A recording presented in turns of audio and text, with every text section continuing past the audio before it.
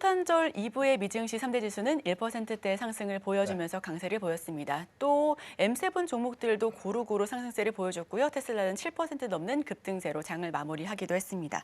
비트코인도 99,000달러를 다시금 되찾았는데 전반적으로 산타랠리 온기를 나눠가는 분위기였죠. 네, 특징주 점검 부탁드립니다.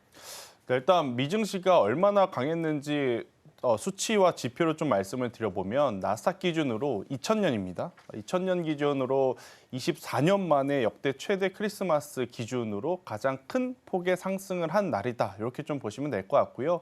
그만큼 안 오른 종목을 찾기가 어렵다라는 표현이 맞을 만큼 굉장히 많은 종목군들이 좀 상승을 했다고 좀 보시면 될 것 같아요. 일단 그 중심에서는 여전히 우리가 알고 있는 이제 빅테크라고 할 수 있는 이제 메가 세븐 기업들의 상승세가 굉장히 두드러졌고 여기에 이제 미국 같은 경우에는 금융주까지 강세를 또 보이면서 S&P, 나스닥, 다우 할 것 없이 3대 지수 모두 강한 모습을 좀 연출을 했다. 이게 좀 포인트인 것 같고요. S&P 500, 그러니까 500개 종목군들 중에 크리스마스 때 이제 485개 종목이 상승을 했습니다. 그러니까 전체적으로 시장이 모두 상승을 했다라는 표현이 맞을 것 같고요.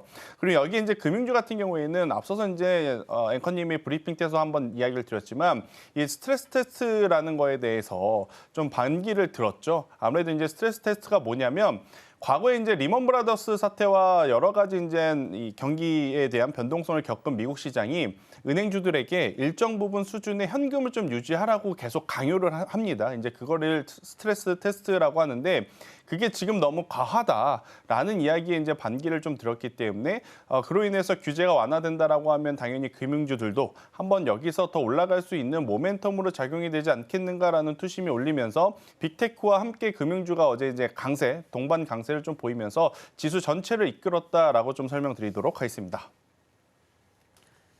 네, 전반적으로 안 오른 종목 찾기가 어렵다라는 말씀과 함께 S&P 500 기준으로 485개 종목이 상승세를 보여줬다라는 부분 역시도 참고해 보도록 하겠습니다. 방금 말씀해 주셨던 것처럼 스트레스 테스트를 말씀해 주셨는데 그렇다면 내년도 우선 트럼프 당선인이 당선 소식을 알리자마자 금융 제재 완화 소식을 보여주면서 금융주가 이제 강세를 보여줬었거든요. 그렇다면 내년도에 금융주 다시 한번 좀 생각해 봐도 괜찮은 시기일까요? 일단 사실 금융주를 투자를 함에 있어서 그러니까 이건 시청자분들의 성향이 무엇보다 더 중요한 것 같습니다. 여러분들이 아시다시피 크게 이제 세 가지 업종, 금융, 은행, 보험은 중장기적으로 투자가 기본적으로 가능하신 분들에게는 굉장히 매력적인 포인트들이 많죠. 우리나라 기준으로 보더라도 그들은 실적도 실적이지만 연말과 그리고 이제 반기 배당에 대한 기대감을 가지고 있기 때문에 하지만 수익률적인 게임을 고려를 한다면 빅테크 기업들 혹은 이제 그 외에 중소형 기업들 대비해서 금융주라든지 보험, 은행주들이 강한 퍼포먼스를 좀 아웃퍼폼하기에는 굉장히 좀 어려운 부분들이 좀 많아요. 그래서 이 부분은 시청자분들의 성향에 따라서 나는 중장기 전략이 가능하다라고 하신 분들은 당연히 은행주에 대한 관심도를 한번 높여봐도 괜찮다. 하지만 그렇지 못하신 분들에게는 오히려 독이 될 수도 있기 때문에 이 부분은 시청자분들의 선택이 무엇보다도 더 중요하지 않겠는가라는 의견 한번 드려보도록 하겠습니다. 네, 중장기적으로 가져갈 수 있는 성향을 가진다면 충분히 긍정적이다라는 말씀을 해주셨고요. 다만 폭발적인 상승세를 기록하기는 어려울 수 있으니 다른 종목들 고루고루 살펴봐 주시면 더욱더 좋을 것 같습니다. 자, 미국 증시가 23일에 장을 시작했을 때 소비자 신뢰지수가 3개월 내 최저치를 기록하면서 좀 충격을 받았습니다. 이와 관련해서 이 지표가 주는 그 자체의 의미도 굉장히 궁금하고요. 여기서 그렇다면 계속해서 소비가 얼어붙을 것인지도 좀 관전 포인트인데 이와 관련해서 어떤 포인트 주실까요? 일단 역설적으로 만약 이 소비자 심리 지수가 상승을 했다면 오히려 지수에는 더 안 좋았을 가능성도 저는 높습니다. 그 이유는 뭐냐? 그러니까 지난주에 파월이 FOMC에서 이야기를 했었을 때 금리 인하는 맞는데 조금은 매파적인 발언의 인하였다라는 게 시장의 큰 충격이었거든요. 그리고 이제 그 매파적인 발언을 할 수밖에 없었던 그 근간에는 우리나라 기업들, 그러니까 미국이겠죠. 미국 기업들의 실적이 워낙 좋고 지금 지표들도 너무 좋다. 그렇기 때문에 금리 인하에 대한 속도 조절이 필요하고 예상으로는 2회에서 3회 정도를 생각을 했는데 이 정도의 수준이라면 2회 정도만 해도 괜찮겠다라는 이야기가 나오면서 어떻게 보면 지수가 좀 출렁였거든요. 여기에 이제 정말 다행스럽다라는 표현이 맞을지 모르겠지만 지표가 살짝 좀 아쉬운 모습을 보이다 보니 이거 분명히 며칠 전만 하더라도 연준에서 속도에 대한 조절론 이야기를 했는데 이 정도면 2회가 아니라 2회에서 또 3회까지도 가능하지 않겠나라는 투심이 좀 붙으면서 장 초반에 일정 부분 낙폭을 보였으나 결국 장 중반 후반부 수급을 통해서 이는 모두 지금 개선이 되었다라고 좀 말씀드릴 수 있을 것 같고요. 지금 미 증시는요, 이런 지표에 연연할 때는 아닌 것 같습니다. 산타랠리 그리고 이제 1월 효과라고 불리우는 1월 첫째 거래일, 그리고 이제 공교롭게도 두째 주로 넘어가면 또 무슨 이벤트가 있냐면 트럼프 2기의 출범 이야기가 있죠. 그 전에 우선 올라가야 할 종목군들에 대해서는 계속 스트롱 바이를 좀 외쳐가는 그런 모습이기 때문에 지금 연말 연초 지금 수급을 통해서 이 부분들이 모두 해소가 되고 있어서 저는 지표에 대해서 너무 걱정하실 필요는 없지 않겠나라는 의견. 대신에 어제 그제죠. 빅테크 기업들 다수가 다 같이 올랐습니다. 하지만 앞으로는 약간의 속도 조절은 차이가 날 수 있다. 그러니까 다 같이 움직이는 시장이 아니라 몇 종목은 올라가고 몇 종목은 좀 쉬어가는 그러한 어떤 퐁당퐁당 장세가 이어질 수 있으니 이 부분에 대해서 조금 더 집중을 하시는 게 맞고 지표는 아직까지는 크게 걱정할 단계는 아니지 않겠는가라고 설명드리겠습니다. 네, 오히려 이 소비자 심리 지수가 더 높아졌다면 지수 충격이 더 컸을 것으로 보여지는데요. 이 심리가 탄탄하고 견조했다면 금리 인하 속도 조절론에 대해서 더 힘을 보태주지 않았나라는 생각 들고 있습니다.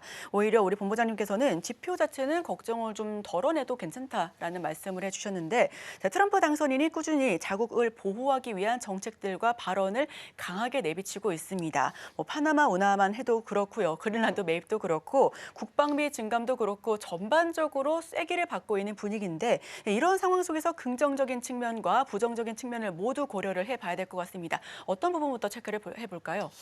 트럼프가 우리가 좀 불편하다고 생각하는 건 말만 하는 게 아니라 진짜 하니까. 진짜로 하니까 불편한 거거든요. 네. 과거 1기 때도 마찬가지였고 그게 2기 때도 이제 이어지게 된다라고 하면 당연히 자국 국민들은 환호할 수밖에 없습니다. 일자리를 만들어주고 관세를 다른 나라로부터 받아서 그들에게 돌려주는 리턴해주는 그런 구조이기 때문에 그래서 미국은 긍정적이라고 평가를 드릴 수는 있겠지만 그 외의 나라에게는 이게 위기일 것이냐 기회일 것이냐 말도 많고 지금 여러 가지 각각의 견해들이 많은데 중국은 확실하게 위기입니다. 그런데 중국이 위기라면 우리나라는 위기이자 동시에 기회일 수 있겠다라고 생각을 하시는 게 맞을 것 같아요. 지금 미국은 동아시아 전체를 압박하는 것이 아니라 중국을 압박을 하고 있거든요. 그럼 중국에 그동안 잘했던 어떤 일정 부분의 산업들을 중국이 아닌 다른 나라들이 메꿔줘야 돌아갑니다. 당연히 그중 일부는 자국 기업으로 돌아갈 수밖에 없겠죠.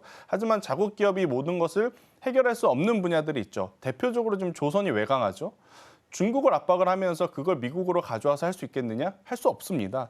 지금 미국이 다방면으로 잘하는 것 같아 보여도 조선은 오히려 중국에게 뒤져 있는 게 미국의 현실. 하지만 이제 이 부분을 개선하기 위해서 누가 필요한 것? 우리나라가 필요하고 그렇기 때문에 우리나라 조선 그리고 조선 기자재주들이 지수 대비해서 확실하게 아웃퍼폼을 하고 있는 명분이 되기도 한다라고 좀 보면 위기이자 기회. 하지만 그 기회가 될 수 있는 산업을 여러분들이 잘 체크를 하셔야 될 것 같은데 일단 이번에 1순위로 올라온 부분은 사실 방산이 원초 올라왔죠.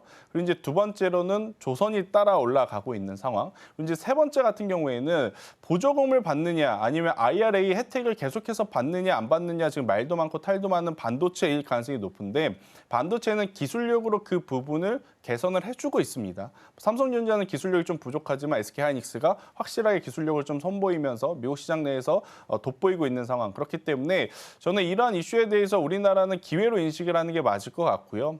특히나 앞서 언급되었던 방산 그리고 조선 그리고 반도체에 대해서는 여전히 높은 관심도를 좀 가져야 되지 않을까. 대신 이제 여기서 플러스해서 무엇을 더 체크를 해야 되냐면 고환율입니다. 일단 트럼프 1기 때도 환율이 높았고 지금 2기 때도 공교롭게도 높은 환율을 보이면서 시작할 가능성이 높은데 1,430원대에서 1,450원대 지금 엄청나게 압박을 받고 있는 것 같지만 2년 뒤에 3년 뒤에 보면 이것이 또 다른 뉴 노멀의 시대가 아닌가라고 좀 생각이 들 정도로 일단 이 환율에 누가 어떤 산업이 먼저 적응을 해 나가면서 수급 개선이 이뤄지는지를 꼭 체크를 하셔야 그리고 이제 그 업종이 다가오는 내년에 주도 업종이 될 가능성이 저는 높지 않겠나라는 의견을 한번 드려보도록 하겠습니다.